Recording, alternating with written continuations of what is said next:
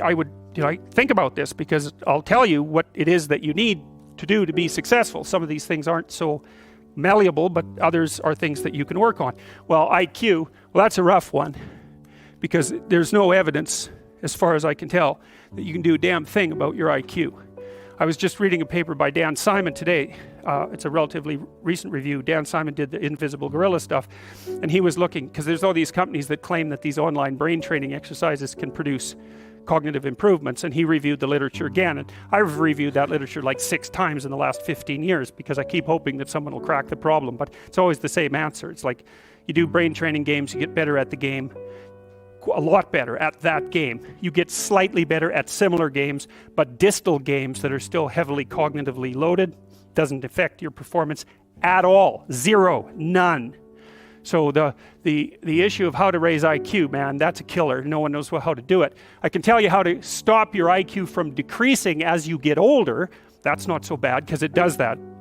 Fluid IQ decreases from the time you're 20 and pretty rapidly.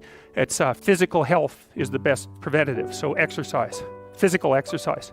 Weirdly enough, you think, well, why? Well, your brain uses oxygen like mad, right? And it needs to be kept clean and well oxygenated. And physical exercise, both like weightlifting, so anaerobic and aerobic exercise, both seem to be very, very effective at staving off cognitive declines across the lifespan.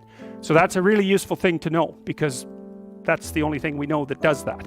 So then the next best predictor of lifetime success is conscientiousness. Well, so, and of the 2 aspects of conscientiousness, say orderliness and industriousness, the better predictor is industriousness. So the question is, well, what can you do about your industriousness?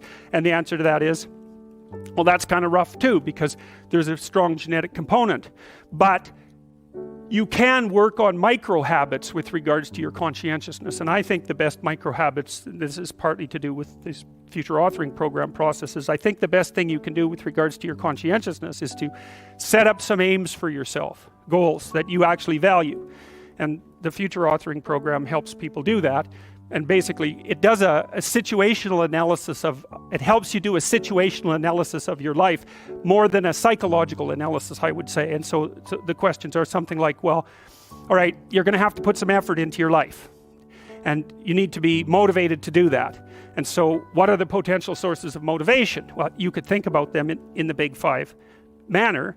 If you're extroverted, you want friends. If you're agreeable, you want an intimate relationship. If you're disagreeable, you want to win competitions. If you're open, you want to engage in creative activity. If you're high in neuroticism, you want security. Okay, so those are all sources of potential motivation that you could draw on, that you could tailor to your own, your own personality.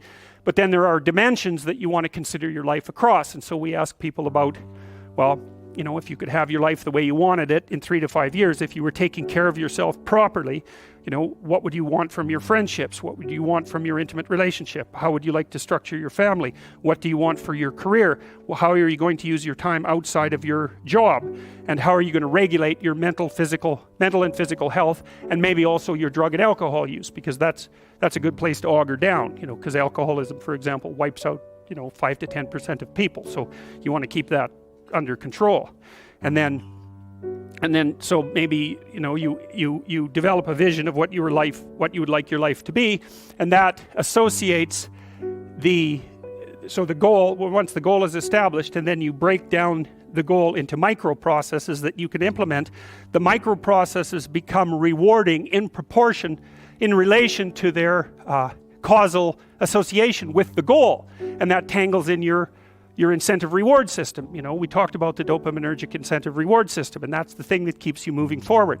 And the way it works is that it works better if it produces positive emotion when it can see you moving towards a valued goal. Okay, well, what's the implication of that?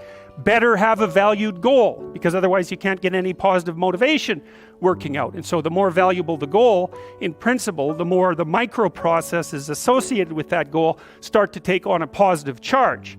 And so what that means is, well, you get up in the morning and you're excited about the day, you're ready to go.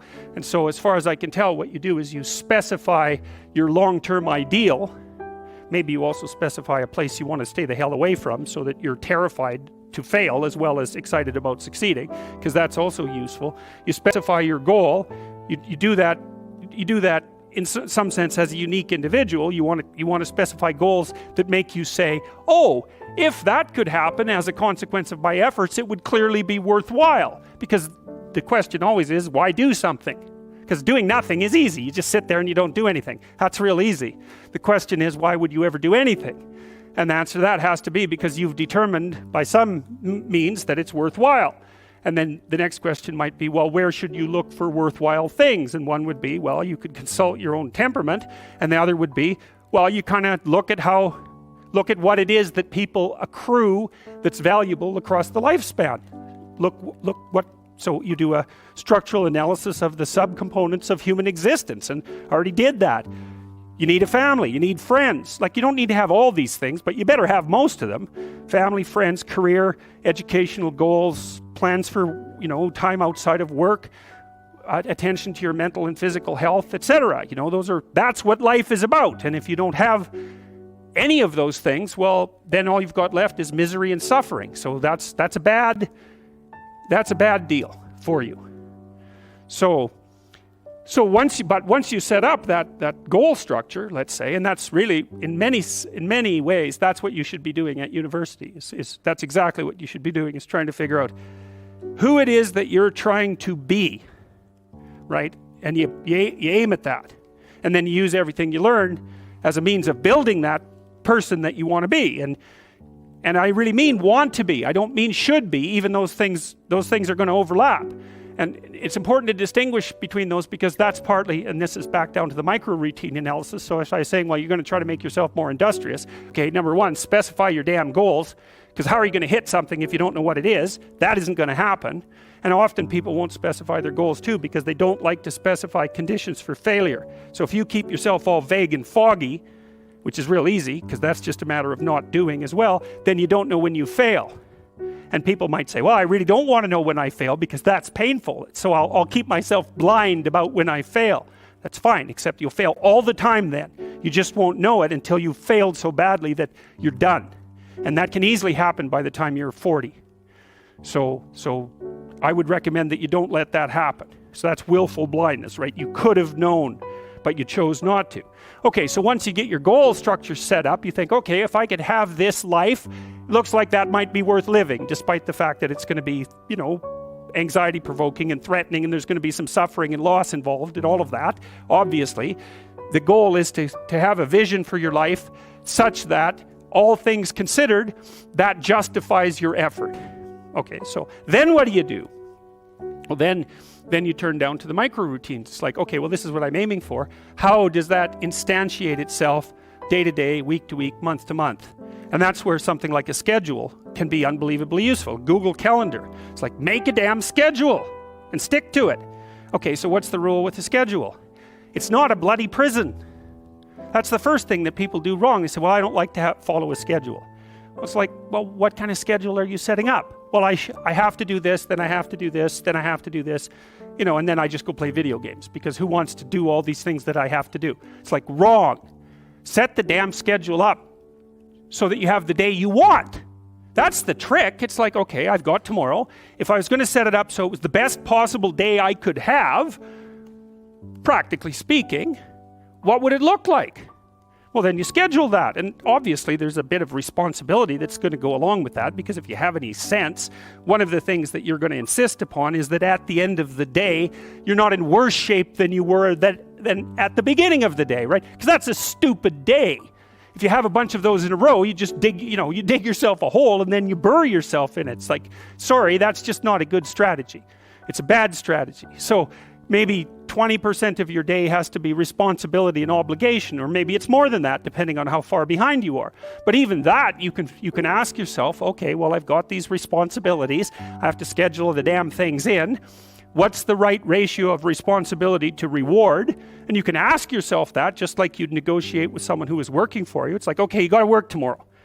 Okay, so I want you to work tomorrow. And you might say, okay, well, what are you going to do for me that makes it likely that I'll work for you? Well, you could ask yourself that, you know. So maybe you do an hour of responsibility and then you play a video game for 15 minutes. I don't know, whatever turns your crank, man. But, you know, you have to negotiate with yourself and not tyrannize yourself. Like you're negotiating with someone that you care for, that you would like to be productive and have a good life. And that's how you make the schedule. It's like, and then you look at the day and you think, well, if I had that day, that'd be good. Great. You know, and you're useless and horrible, so you'll probably only hit it with about 70% accuracy, but that beats the hell out of 0, right? And if you hit it even with 50% accuracy, another rule is, well, aim for 51% the next week, or 50.5% for God's sake, or because you're going to hit that position where things start to loop back positively and spiral you upward. And so that's one way that you can work on your conscientiousness, is to plan a life you'd like to have.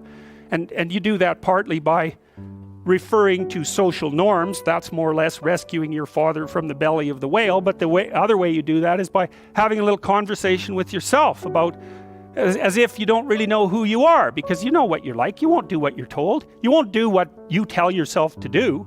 You must have noticed that. It's like you're a bad employee and a worse boss. And both of those work, you know, for you. You don't know what you want to do, and then when you tell yourself what to do, you don't do it anyways. You should fire yourself and find someone else to be.